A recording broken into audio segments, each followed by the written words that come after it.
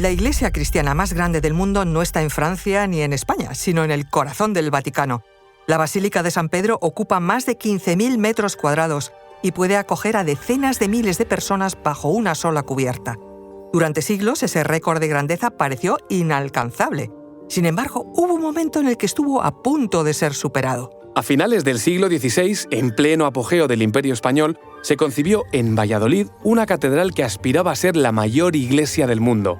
El encargo partía directamente de Felipe II y recaía sobre Juan de Herrera, arquitecto del Escorial.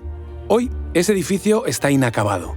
Y es que bajo sus muros se esconde una historia de poder, economía, decisiones políticas y cambios de rumbo que explican tanto lo que fue el Imperio Español como lo que nunca llegó a ser. Os contamos mucho más a continuación.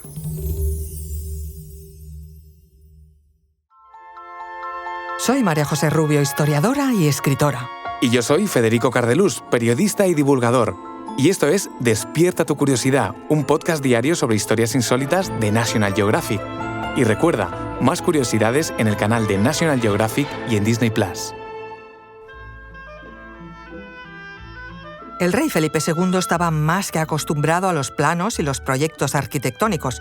A lo largo de su reinado se levantaron más de 50 edificios notables entre monasterios, palacios, fortalezas e infraestructuras civiles repartidas por todo el territorio español.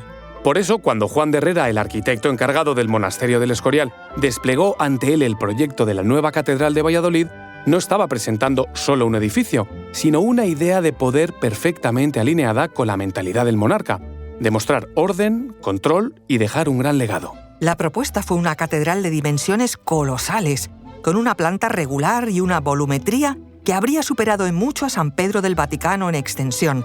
De hecho, el proyecto preveía una planta de 130 por 160 metros, con una superficie superior a 20.000 metros cuadrados, casi 2 veces la Plaza Mayor de Madrid, pero todo concentrado bajo un mismo techo.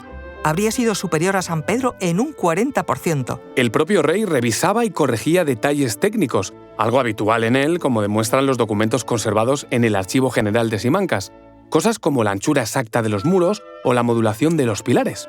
Además, la decisión de Valladolid para tal monumento no fue una elección casual. En ese momento, la ciudad venía siendo, desde 1559, residencia habitual de la corte durante largos periodos y sede de los principales órganos administrativos, aunque a partir de 1561 Madrid iba a ser formalmente la capital efectiva del reino.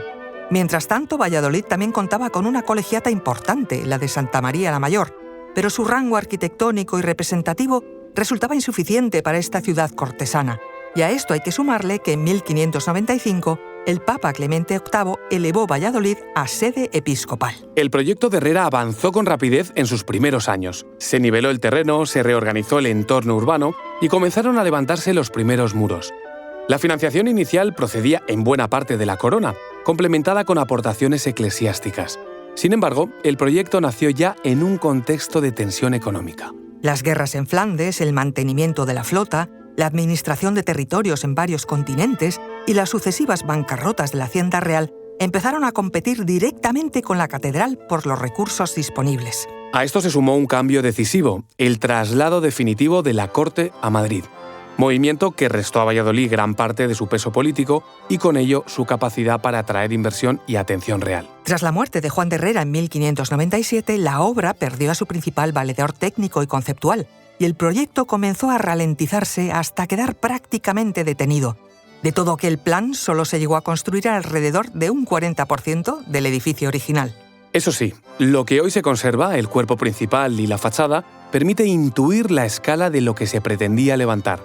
Si se hubiera completado, en su nave central habría podido encajarse la sección vertical completa de Notre Dame de París. El edificio que hoy se alza en Valladolid parece consciente de su propia interrupción. No hay intento de ocultarla ni de disimularla. Aún así, desde el siglo XVII, la catedral asumió su papel litúrgico y urbano con naturalidad, adaptándose a una condición que ya no era provisional, sino definitiva. En el siglo XVIII se incorporaron elementos barrocos en el interior, como retablos y capillas laterales, que contrastan con la desnudez geométrica del diseño herreriano original. Nunca hubo, sin embargo, un intento serio de retomar el proyecto inicial y completarlo. En el siglo XIX, con la desamortización y los cambios en la organización eclesiástica, el edificio sufrió pérdidas patrimoniales importantes. Obras de arte, archivos y piezas litúrgicas se dispersaron o desaparecieron, aunque una parte relevante acabó concentrándose en el actual Museo Diocesano y Catedralicio, ubicado en dependencias anexas. Hoy, la Catedral de Valladolid ocupa un lugar extraño en la vida urbana. Es monumental, está en pleno centro histórico y forma parte del paisaje cotidiano, pero no siempre recibe la atención que su historia justificaría.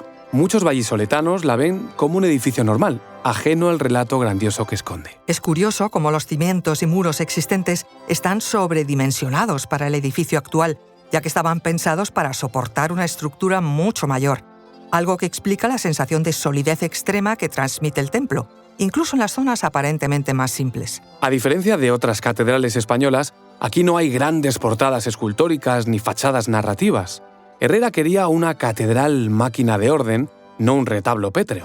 La intención era que el edificio hablara a través de su masa y su proporción. Y quizá por eso funciona como un documento físico de una ambición concreta y de sus límites, una catedral que no necesita ser completada para ser comprendida. Recuerda que Despierta tu Curiosidad es un podcast diario sobre historias insólitas de National Geographic. Disfruta de más curiosidades en el canal de National Geographic y en Disney+. Y no olvides compartir el podcast si has disfrutado con nuestras historias.